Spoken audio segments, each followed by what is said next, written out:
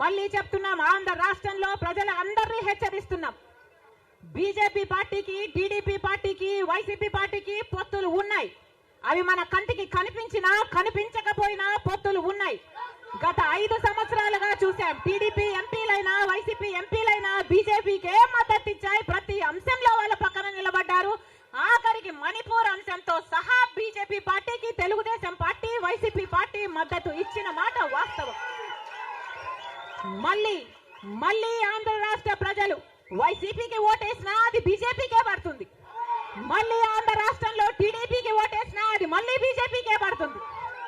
వీళ్ళిద్దరూ కలిసి బీజేపీని బలపరుస్తున్నారు తప్ప ఆంధ్ర రాష్ట్ర ప్రజల మేలు కోసం ఆలోచన చేయడం లేదు. ఆంధ్ర రాష్ట్ర ప్రజల ప్రయోజనాల కోసం ఆలోచన చేయడం లేదు. స్వలాభం కోసం ఆంధ్ర రాష్ట్ర ప్రజలను తాకట్టు పెట్టారు అన్నది వాస్తవం. మరి ఇంత అప్పులు చేశారే, ఇన్ని డబ్బులు తెచ్చారే, మరి రాష్ట్రంలో ఏదైనా అభివృద్ధి జరిగిందా అని భూతద్దం పెట్టి చూసినా ఎక్కడా కనిపించదు. రాజధాని ఉందా? రాజధాని కట్టగలిగారా? రాజధాని కట్టడానికి డబ్బులు లేవు. సంవత్సరాలైన స్పెషల్ స్టేటస్ మాత్రం ఆంధ్ర రాష్ట్రానికి రాలేదు అనడం కంటే పాలకులు తేలేకపోయారు అంటాము కరెక్ట్. ఆశ్చర్యం ఏమిటో తెలుసా? ఏ అభివృద్ధి కూడా చేయని వారికి, ప్రజలకు ఏ మంచి కూడా చేయని వారికి, ప్రజలకు మోసాలే చేసిన వారికి, ఈ రాష్ట్రానికి కూడా అన్యాయం చేసిన వారికి ఇంతమంది స్టార్ క్యాంపెయినర్లు ఉన్నారు. కానీ ప్రతి పేద ఇంటికి అభివృద్ధి ఫలాలు అందించిన మీ బిడ్డకు, ప్రతి పేద ఇంటికి మంచి చేసిన మీ బిడ్డకు ఎలాంటి స్టార్ క్యాంపెయినర్లు లేరు. కానీ మీ బిడ్డ వీళ్ళందరినీ నమ్ముకోలేదు. మీ బిడ్డ వీళ్ళందరికీ కూడా ఈ సందర్భంగా గట్టిగా చెప్పాలనుకుంటా ఉన్నాడు. వీళ్ళందరికన్నా ఎక్కువ స్టార్ క్యాంపెయినర్లు మీ బిడ్డకు ఉన్నారు అని కూడా చెప్పడానికి మీ బిడ్డ సంతోషపడతా ఉన్నాడు.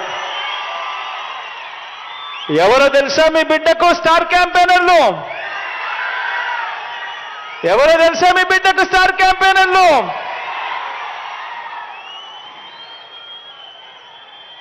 ఈ జెండాలు జతకట్టిన వారంతా కూడా అనుకుంటున్నారు మీ బిడ్డకు స్టార్ క్యాంపెయినర్లు లేరని. వారికి నాకు తేడా ఏమిటో తెలుసా? కుట్రలు కుతంత్రాలతో జెండాలు జతకట్టడమే వారి ఎజెండా. జనం గుండెల్లో గుడి కట్టడమే మీ జగన్ ఎజెండా.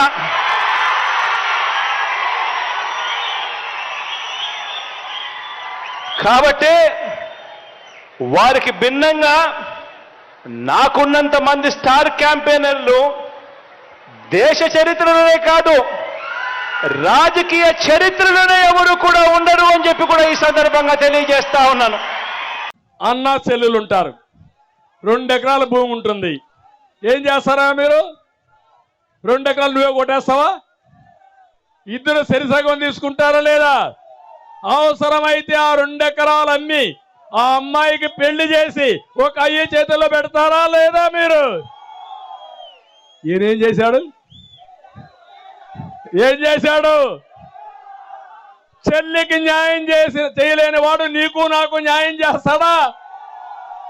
ఏం అమ్మలారా అక్కలారా మీరే ఆలోచించండి, చేస్తారా మీకు న్యాయం? ఎక్కడికి పోతున్నా నాకు అర్థం కాలేదు. జగనన్న బాణం ఇప్పుడు రివర్స్ గేర్ లో వస్తా ఉంది.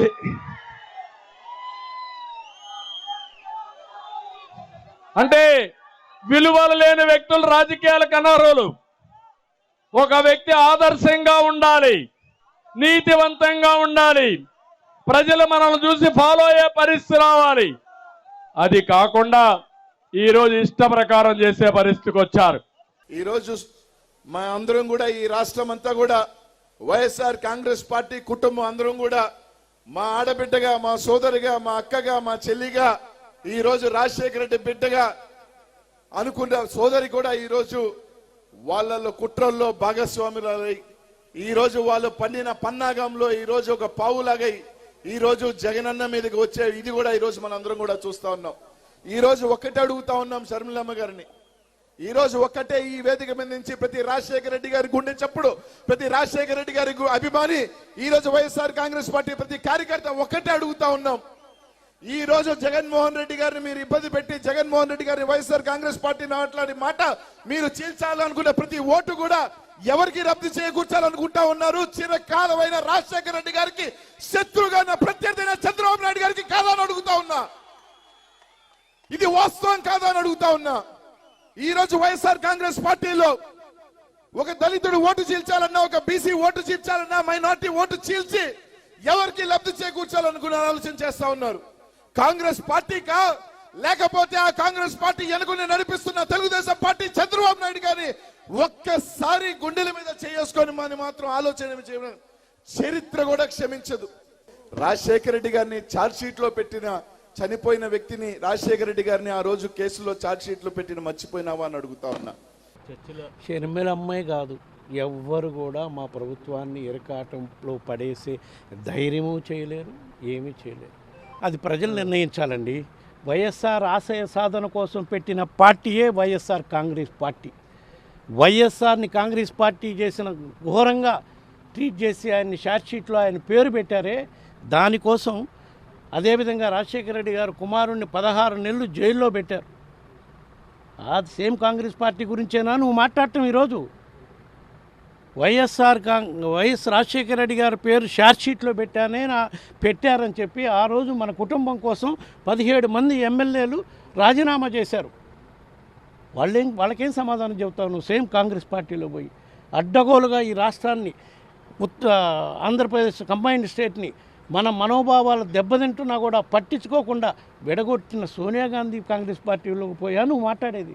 ఒక్కసారి ఎన్ని ఆలోచించుకోవాలని ఆమెకి షర్మిలమ్మ గారికి కూడా నేను కోరుతున్నాను. వైసీపీ ఓటింగ్ ఉన్న పార్టీ, జగన్మోహన్ రెడ్డి గారు కాంగ్రెస్ పార్టీ అధికారంలో ఉండగా, కిరణ్ కుమార్ రెడ్డి గారు ముఖ్యమంత్రిగా ఉండగా, ఈ రాష్ట్రంలో బలంగా కాంగ్రెస్ పార్టీ ఉండగా, కాంగ్రెస్ పార్టీలోంచి వచ్చి జగన్మోహన్ రెడ్డి గారు కాంగ్రెస్ పార్టీ మీద పోటీ చేసి పులివెందల, కడప పార్లమెంట్ అసెంబ్లీ గెలిచారు. ఆ తర్వాత జరిగినటువంటి బై ఎలక్షన్లో పార్లమెంటు కడపలో 20 అసెంబ్లీ సీట్లు పోటీ చేసి కాంగ్రెస్ పార్టీ మీద గెలిచాడు. కాంగ్రెస్ పార్టీ ముఖ్యమంత్రి ఉండగా, కాంగ్రెస్ పార్టీ బలంగా ఉండగా, ఇప్పుడు 1% ఉన్న కాంగ్రెస్ పార్టీ గురించి మీటింగ్ ఏంటి? జగన్మోహన్ రెడ్డి గారు గెలిచింది ఎవరి మీద? కడపలో ఎవరి మీద గెలిచాడు? కాంగ్రెస్ పార్టీ మీద గెలిస్తే తెలుగుదేశానికి డిపాజిట్ పోయింది. అప్పుడు ఏమైంది కాంగ్రెస్ ఓటు? పులివెందుల్లో విజయం గారు గెలిచింది ఎవరి మీద? కాంగ్రెస్ మీద గెలిచారు. ఎవరి మీద గెలిచింది? ఆవిడ వివేకానంద రెడ్డి గారి మీద గెలిచింది, వైఎస్ వివేకానంద రెడ్డి గారి మీద. తెలుగుదేశానికి డిపాజిట్ పోయింది, కాంగ్రెస్ ఓటు వచ్చిందా మాకు? లేకపోతే నెల్లూరు పార్లమెంటు